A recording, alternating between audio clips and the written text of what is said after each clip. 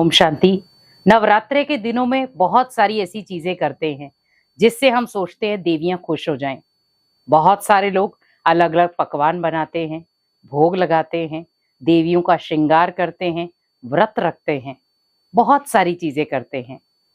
क्या इन सबसे देवियां खुश होंगी? क्या आपको ये देवियां दुआएं भी देंगी? अगर हाँ तो कैसे? क्योंकि हम जब व्रत रखते हैं, व्रत किसके लिए रखते हैं? हम एक अच्छी सोच के साथ ही रखते हैं कि हमने नवरात्रे के व्रत रखे हैं। बहुत सारे ऐसे भी हैं जो स्टार्टिंग के 2 व्रत रख लिए, लास्ट के 2 व्रत रख लिए। कई ऐसे भी हैं स्टार्टिंग का 1 रखा, लास्ट का 1 रखा और व्रत पूरा हो गया। और कई पूरे 9 के 9 दिन रखते हैं। आखिर व्रत का भावार्थ क्या है? व्रत का मतलब क्या है? व्रत का भावार्थ है कि हमें उन चीजों का व्रत रखना है जो हमारे जीवन को खराब कर रही हैं, जो हमारी सोच को गंदा कर रही हैं, जो हमारे कर्मों को गलत कर रही हैं। हमें उनका व्रत रखना है। जैसे व्रत में हम कहते हैं पानी नहीं पीना है, अन्न नहीं खाना है, लेकिन हम बहुत सारी व्रत वाली चीजें खाते हैं।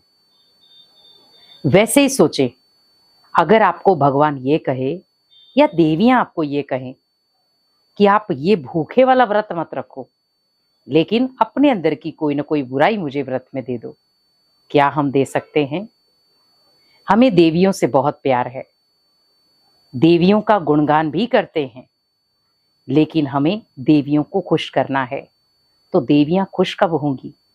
जब आप अपने अंदर की बुरी चीजों को व्रत के माध्यम से खत्म करेंगे। आप 9 दिन अगर आप व्रत रख रहे हैं तो कोई बुरी बात नहीं है, पर उसके साथ साथ एडिशन क्या करें कि मुझे हर व्रत के साथ मुझे एक बुराई छोड़नी है।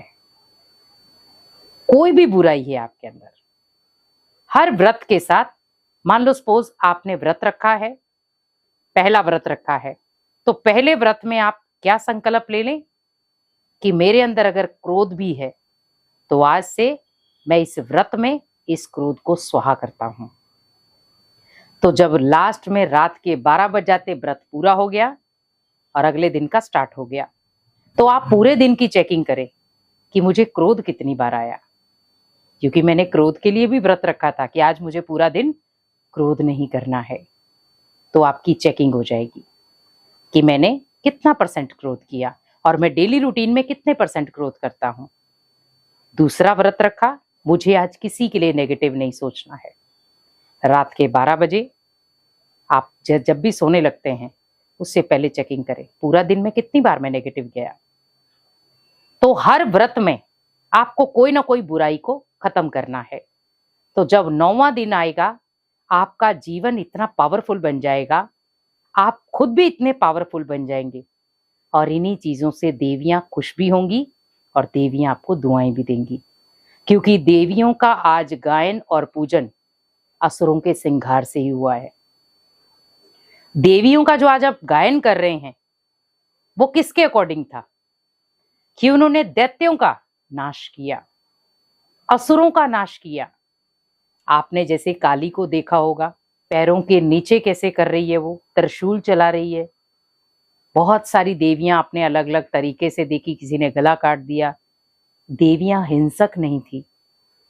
ये हमें अहिंसा सिखाती हैं, क्योंकि उन्होंने किसी का गला काटा ही नहीं है, किसी को पैरों के नीचे रखा ही नहीं है, लेकिन जिन्होंने उनके ऊपर बुरी दृष्टि डाली उनका संहार जरूर किया। तो देवियां कोई हिंसक नहीं है, देवियां अहिंसक हैं। उनके पास मानसिक रूप की इतनी पावर है जिससे वो किसी भी असुर का नाश कर सकती हैं। और आपने ये बहुत सारे उदाहरण सुने होंगे। तो वैसे ही सोचें, मुझे 9 दिन का व्रत नहीं, मुझे 9 दिन अपनी बुराइयों को स्वाहा करने का व्रत लेना है। तो इस नवरात्रे अगर आप भी व्रत कर रहे हैं तो सबसे पहले आपको ध्यान रखना है, मुझे व्रत के साथ, अगर आप 2 ही व्रत कर रहे हैं तो भी आप सोचें मुझे ये 9 दिन 9 संकल्प लेकर अपनी बुराइयों का नाश करना है, जो मेरे जीवन को नष्ट कर रही हैं, मुझे नष्ट कर रही हैं, मेरे परिवार को नष्ट कर रही हैं।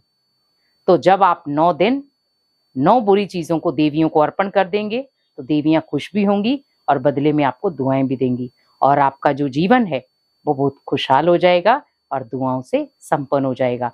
तो इस नवरात्रि पावरफुल संकल्प लेकर अपने अंदर की कमी कमजोरी को स्वाहा करें और इस नवरात्रि को खास बनाएं। ओम शांति।